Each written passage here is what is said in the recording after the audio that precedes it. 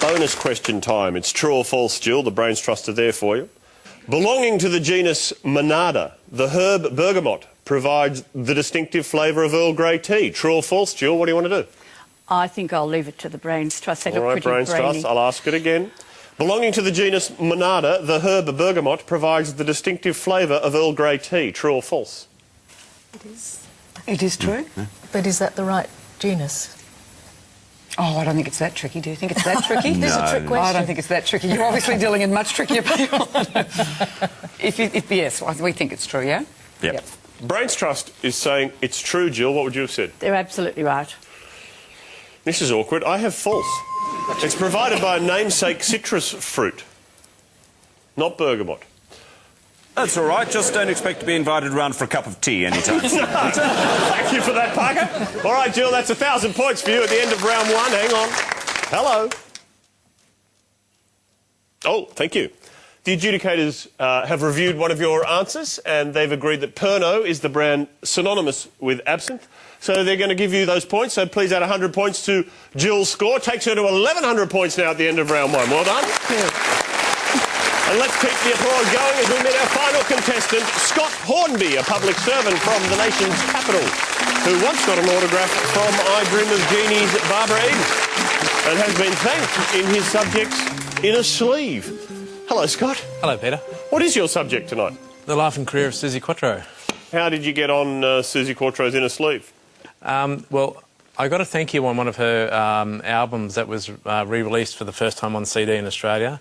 The album was released in the UK a year before.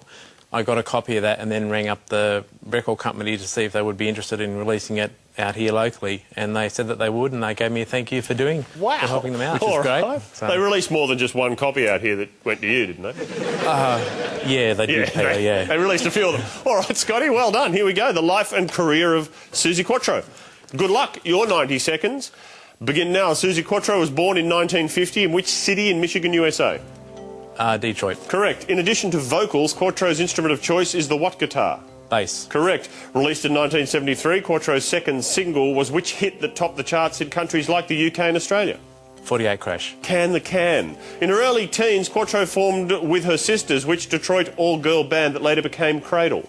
Pleasure Seekers. Correct. In the 70s, Quatro appeared in the TV sitcom Happy Days as which sassy rock chick? Leather Tuscadero. Correct. Inviting Quatro to move to the UK after seeing her band Cradle while he was working with Jeff Beck at Motown Studios was which British producer? Mickey Most. Correct. In 1993, which German music executive became Quatro's second husband? Rainer Haas. Correct. Largely a flop, what was Suzi Quatro's first solo single? Rolling Stone. Correct. Which song title character does Quatro describe in the lyrics as her fast lovin' sin-soaked heathen? Daytona Demon. Correct. By her sister Arlene, Quatro is the aunt of which beautiful actress? Sherilyn Fenn. Correct. Quatro was relatively ignored in her homeland America until the late 70s when she scored a top 10 hit with Stumblin' In, a duet with the lead singer of which band? Smokey. Correct. In 1986, Quatro performed on the London stage in the lead role in which musical? Annie Get Your Gun. Correct. What colour pants is Quatro wearing on the original cover of the album If You Knew Suzi? Blue Denim. Correct. Originally released in April 1996 was which definitive compilation album subtitled Classic Quatro? Oh. It was called The Wild One. Scotty, never mind. 1,200 points. The buzzer beat us all at the end. 1,200 is a good score. Here we go. Bonus question. True or false? Suzi Quatro was born with the name Susan K. Quadropoulos. Scott, true or false? What do you want to do? Brains Trust, I think. Brains Trust? Brains Trust. Suzi Quatro was born with the name Susan K. Quadropoulos. True or false? It's false, because her dad was Quatro. He was famous. He was a famous musician too. So it's false, yeah? Sure. Yes, false. False. They're saying false. Wow, confidently saying it's false. Scotty? False. It is false. Well done. She was born Susan K. Quatro. Well done. Brains Trust, 200 points. Can I ask a question? Sure. Can the 73 hit, I often wondered what it meant. I thought it was a bit like Stand By Your Man, but a bit more aggressive. What's it actually about? It's about, I think it's more of the female dominant role within a relationship of getting the man and putting him in the can, telling him to basically shut up when the woman's speaking, basically. Really? Oh, yeah. Can the can? Can the can. She still looks great in leather. She does. Yeah, she does. Scotty? Leather Tuscadero. Leather Tuscadero style. 1,400 points. Well done, Scott.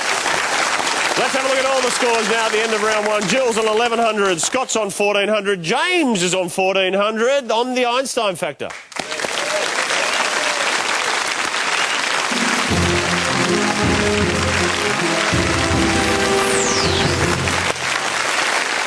It's a close one tonight, round two, where correct answers are awarded with 100 points in the affirmative, unless the Brains Trust also get it right, in which case 50 points are awarded. It's the most complicated round we've got, except for the whole multi-choice bit. That's fairly simple in the middle here. Let's have a look at the subjects tonight.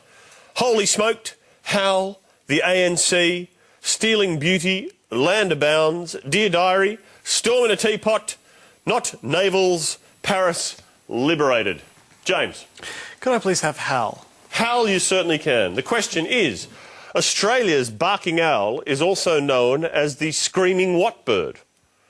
Is it A, banshee, B, siren, or C, woman? 5 seconds.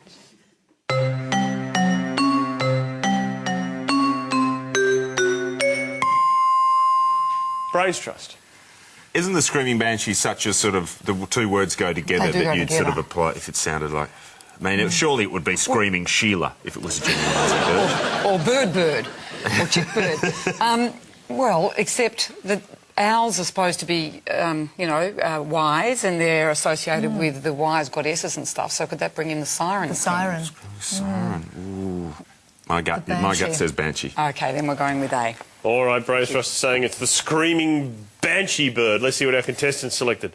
An A, and a B. Everyone steered clear of C. No one went with screaming woman bird, which is a shame, because that's what it is, the screaming woman bird.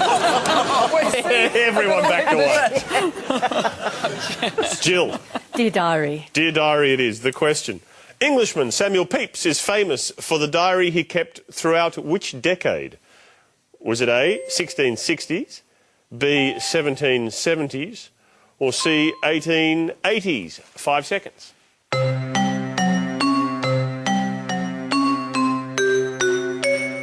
Brains Trust.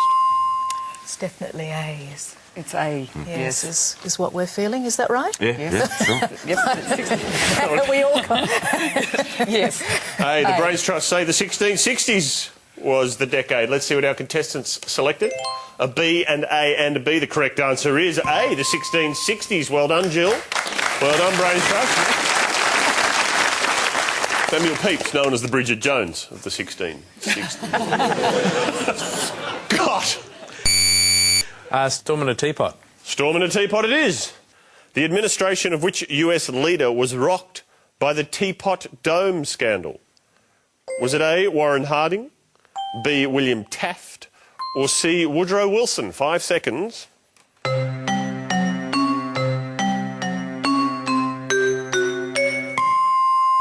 Brains Trust. Well, the Teapot Dome is an oil field in Wyoming. yeah. And was it Wilson who was the miner? I think this might be Wilson just because it's an oil field thing. yeah. So the others are a little bit early for that. Just Yep. Yes, OK. We'll go with C. See. Brains Trust say C, Woodrow Wilson. Let's see what the contestants selected. C, B, B. The correct answer, unfortunately for everyone, was A, Warren Harding. In the 1920s was the president at the centre of the Teapot Dome scandal.